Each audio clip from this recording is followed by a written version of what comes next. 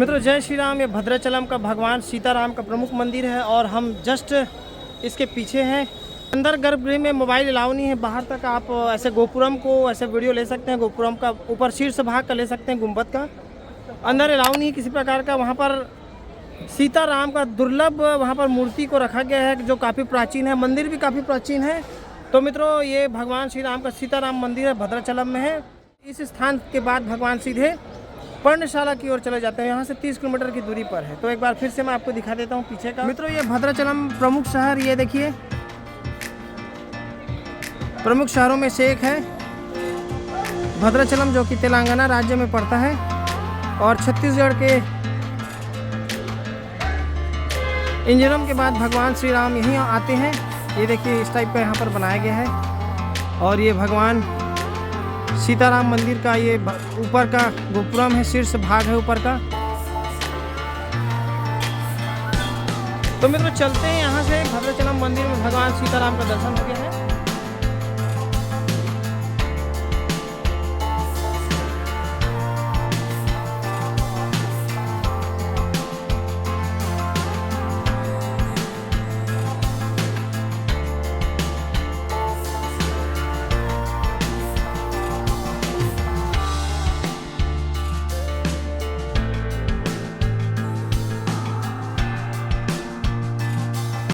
मित्रों यदि पर्णशाला आप जाना चाहते हैं तो मंदिर के पास ही ऑटो मिल जाएगा, जो 200 रुपये टिकट हायर करके आने जाने का लेता है, 200 रुपये। और पर पर्सन 200 रुपये में आप जा सकते हैं। यहाँ से 30-40 किलोमीटर की दूरी पर है। 30 किलोमीटर 30 किलोमीटर की दूरी पर है पर्णशाला। वहाँ पर ऐसे इस टाइप का टैक्सी में, ऑटो में आप जा सकते हैं और आ सकते हैं। 200 रुपये पर पर्सन आप जा सकते हैं। ये देखिए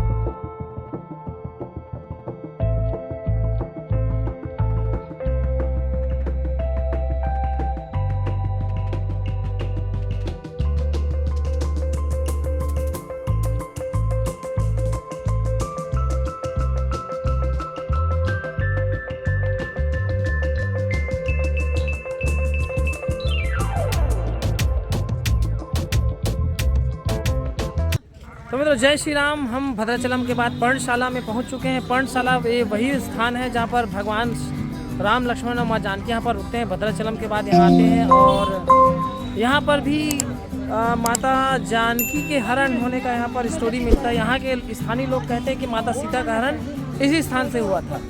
रावण यहाँ पर आते हैं और यहाँ सीता माता को हरण करके ले जाते हैं। वो इस निशान मिलेगा जहाँ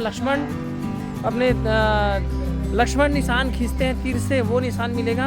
तो मित्रों ये गोदावरी नदी का किनारा है, ये देखिए। और यहीं पर पर्णशाला है। पर्णशाला भगवान श्री राम के वनगमन मार्गों में से एक है। भद्राचलम के बाद हमारे डॉक्टर रामावतार शर्मा के मैप में ये लिस्टिंग है जगह। मित्रों हम जैसी पर्णशाला की ओर आगे बढ़ते हैं तो हमें मंदिर का ऊपर का गोपुरम गुंबद ऐसे नजर आता है। ये देखिए यहाँ पर गरुड़ को बैठाया गया है। मित्रों पर्णशाला भद्राचलम का महत्वपूर्ण स्थान है। पहले खम्भम जिले में पड़ता था, लेकिन अब भद्राद्री जिला इसको बना दिया गया है। तो ये यहाँ पर लिखा है पर्णशाला कुटीर। और जैसे ही हम यहाँ पर प्रवेश करने की कोशिश करते हैं तो मोबाइल वर्जित कहा जाता है हमें, और मोबाइल को यहाँ मना करते हैं कि हम मोबाइल नहीं ले जा सकते। हमने रिक्वेस्ट किया, प्रार्थना किया कि हम भगवान श्री राम के वनगमन मार्ग की यात्रा कर रहे हैं, तो यह वीडियो हमारे लिए महत्वपूर्ण है। तो यहाँ पर बड़ा मुश्किल से यहाँ पर मोबाइल से वीडियो बनाने का मौका मिला। तो मित्रों जैसे हम प्रवेश करते हैं यहाँ पर ये वही पर्ण कुटीर नजर आएगा आपको, जो भगवान श्री राम के द्वारा यहाँ पर बनाया गया था। कहते हैं कि इसी स्थान पर राक्षस राज रावण माँ जानकी का हरण करते हैं और ये वही पर्ण कुटीर है और ये रावण का वही बहरूपिया वाला दृश्य है जिसमें वो साधु का वेश बनाकर यहाँ पर आते हैं और माता सीता उन्हें भिक्षा प्रदान करने के लिए बाहर निकलती है। तो यहाँ पर साधु का वेश वाला रावण का ये वही दृश्य है और ये रावण असली स्वरूप में आ जाते हैं और ये माँ जानकी भिक्षा लेकर बाहर जब निकलती है तो उनका स्वरूप देखकर डर जाती है और नीचे बेहोश हो जाती है। तो ये वही दुर्दांत राक्षस राज रावण है जो माँ जानकी को यहीं पर हरण करते हैं, ऐसा यहाँ के स्थानीय लोग भी कहते हैं। लेकिन एक और स्थान है पंचवटी, वहाँ पर माँ जानकी का हरण हुआ है, ऐसा वहाँ के लोग कहते हैं। दोनों स्थान है जहाँ पर माँ सीता का हरण हुआ है, एक भद्राचलम का ये पर्णशाला पर्ण कुटीर और महाराष्ट्र के नासिक के पंचवटी में माँ जानकी का हरण हुआ है। दोनों जगह ये लोग यहाँ मानते हैं। तो वर्तमान में हम भद्राचलम के पर्णशाला में हैं जिसको पर्ण कुटीर भी कहते हैं। यहाँ का नज़ारा आपको दिखाते हैं। ये वही त्रेता युग कालीन स्थान है जहाँ पर भगवान श्री राम अपने वनवास के दौरान यहाँ पर आए थे और पर्ण कुटीर बनाकर यहाँ पर गोदावरी नदी के किनारे रहा करते थे। तो मौका पाकर मारीच के साथ वो यहाँ पर आते हैं, मारीच को मृग बनाकर सोने का मृग बनाकर भेज देते हैं। उनके पीछे भगवान राम चले जाते हैं और रावण छल से माँ सीता का हरण करने के लिए यहाँ पर पहुँच जाता है। तो यहाँ पर आपको वो निशान दिखाई देंगे जो लक्ष्मण के द्वारा उनके अमोघ बाण से खींचा गया था और ये भगवान श्री राम के चरण चिन्ह आपको नजर आएंगे।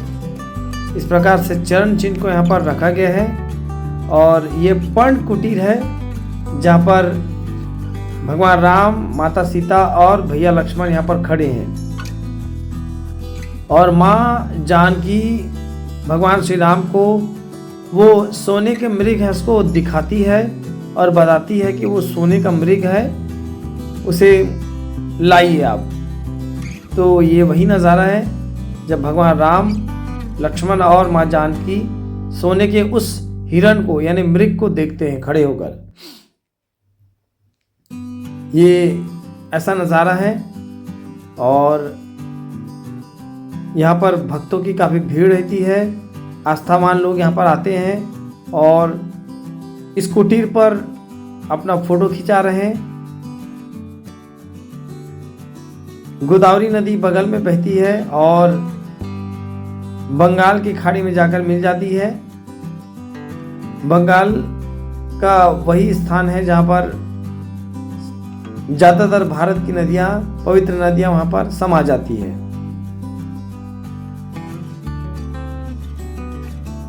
तो मित्रों ये वही स्थान है जहाँ पर भगवान श्री राम अपने वनवास के काफ़ी दिन यहाँ पर बिताते हैं और अब तक मित्रों हमने बताया कि भगवान श्री राम यहाँ रुकते थे, यहाँ ठहरे थे, इस राक्षस का वध किया। अब से स्टोरी एकदम बदल जाएगी हमारे भगवान श्री राम के वनगमन के हिसाब से। माता सीता का हरण होता है, उसके बाद भगवान श्री राम वनगमन में माता सीता की खोज के लिए दक्षिण भारत की ओर चले जाते हैं। तो ये बाहर से राम, लक्ष्मण, माँ जानकी का ये यहाँ पर स्टेच्यू और ये माँ गोदावरी, ये देखिए यही माता गोदावरी है, यानी गोदावरी नदी है जिसका पवित्र जल त्र्यंबकेश्वर से निकलकर नासिक के कुंभ नगरी से होकर आगे बढ़ते हुए यहाँ पर पहुँचती है।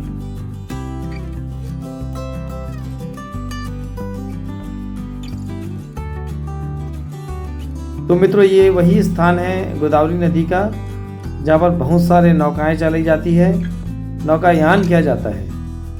मित्रों जय श्री राम, नमस्कार। हमारे चैनल में एक बार फिर से आपका स्वागत है। मित्रों मैं प्रभु श्री राम के वनगमन मार्ग की यात्रा कर रहा हूँ और मैं भद्राचलम से पर्णशाला में पहुँच गया हूँ। पर्णशाला में भगवान राम, लक्ष्मण और माँ जानकी के दर्शन हुए, जहाँ पर रावण ने माता सीता को हरण करके ले गया था, उसका भी हमने दर्शन किया। और उस स्थान है जहाँ पर पीपल पेड़ के नीचे माता बैठी थी और उनका पर्ण कुटीर है अंदर में, वहाँ से रावण आया रूप बदल कर साधु का और वो हर के ले गया।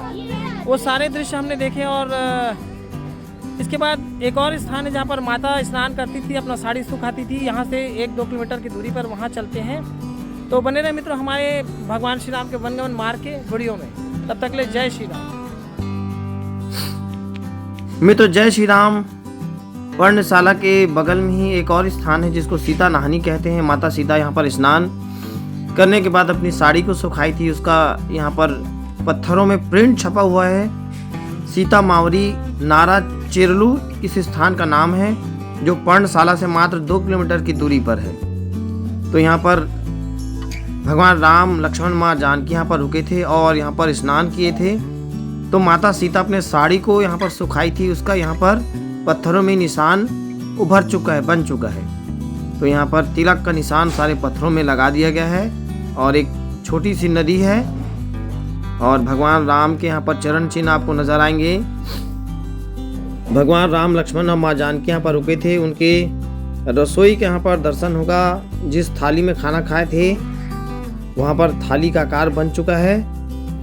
माता सीता का यहाँ पर मूर्ति आपको नजर आएगा। तो प्राचीन त्रेता युग कालीन वही स्थान है जहाँ पर राम लक्ष्मण माँ जानकी यहाँ पर स्नान किए थे इस घाट में। और ये पर्णशाला के बगल में ही है, 2 किलोमीटर की दूरी पर है। मित्रों इस स्थान को मारा चिरलू सीता मावरी कहते हैं। और पवित्र पत्थर, इस पर खाली पैर नहीं चढ़ने दिया जाता। हर जगह भगवान श्री राम के चरणों के निशान आपको नजर आएंगे। पवित्र यह स्थान है। यह भद्राचलम के पर्णशाला स्थान है। इसको भद्राद्री जिला कहते हैं। पहले खम्मम जिला में यह स्थान आता था, लेकिन वर्तमान में ये पर्णशाला नामक स्थान है जिसको भद्राद्री जिला कहते हैं। गोदावरी नदी का स्थान है और छत्तीसगढ़ तेलंगाना बॉर्डर पर यह स्थित है।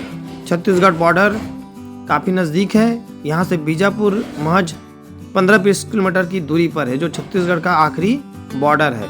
कोंटा यहाँ से काफ़ी नज़दीक है।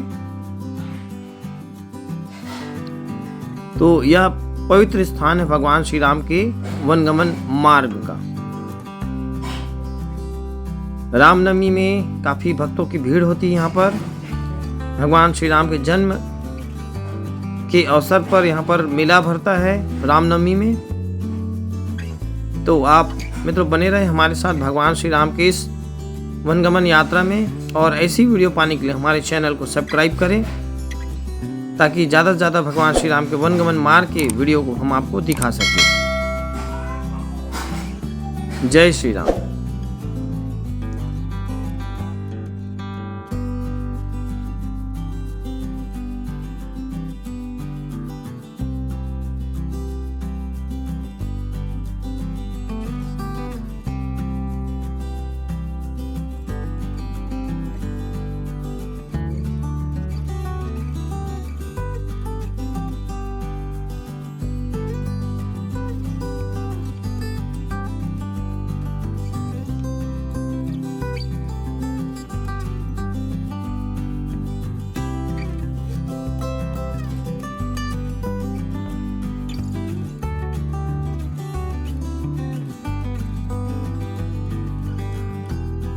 मित्रों यदि आप भद्राचलम आते हैं तो भद्राचलम से पर्णशाला आने के लिए आपको ऑटो की सुविधा मिल जाएगी, कार की सुविधा मिल जाएगी। यहाँ पर आप शेयरिंग से भी आप यहाँ पर ऑटो में आ सकते हैं। काफ़ी ऑटो चलती है इस जगह में सीता नहानी में आने के लिए। सीता मावरी कहते हैं, मारा चेलू इस जगह का नाम है और तेलंगाना राज्य है। यहाँ पर भगवान श्री राम के त्रेता युग कालीन वही निशान आज भी देखे जा सकते हैं। माता सीता इसी स्थान पर अपना साड़ी सुखाई थी, जिसका प्रिंट यहाँ पर छप चुका है। ये देखिए, इस पत्थरों में साड़ियों का वो प्रिंट छप चुका है। तो ये काफ़ी महत्वपूर्ण है और ये छोटा सा नदी का भाग है। काफ़ी भक्तों की भीड़ रहती है 12 माह यहाँ पर। और भगवान श्री राम के वनगमन मार्गों में से प्रमुख है भद्राचलम। ये एक प्रमुख स्थान है। यहाँ पर हर जगह तिलक के निशान लगा दिए गए हैं, क्योंकि तिलक भगवान विष्णु का प्रतीक है, उनके माथे का प्रतीक है। और काफ़ी लोग यहाँ पर आए हैं। ये देखिए भगवान श्री राम के चरणों का निशान आपको नज़र आएगा। लोग यहाँ पर पुष्प अर्पित किए हैं और इस पवित्र जल को यहाँ पर अर्पित करके उनकी पूजा पाठ करके आगे बढ़ रहे हैं। तो हमको भी मौका मिल रहा है चरण छूने का, तो हम भी चलते हैं। और ये माता सीता है यहाँ पर, ये देखिए जो बैठी है नदी के किनारे। तो मित्रों, भगवान श्री राम के वनगमन मार्ग के इस ब्लॉग का समापन करते हैं और चलते हैं आगे भगवान श्री राम के अगले वनगमन की ओर। तो मित्रों, भगवान श्री राम के वनगमन मार्ग की वीडियो देखने के लिए हमारे चैनल को सब्सक्राइब करें। तब तक के लिए जय श्री राम।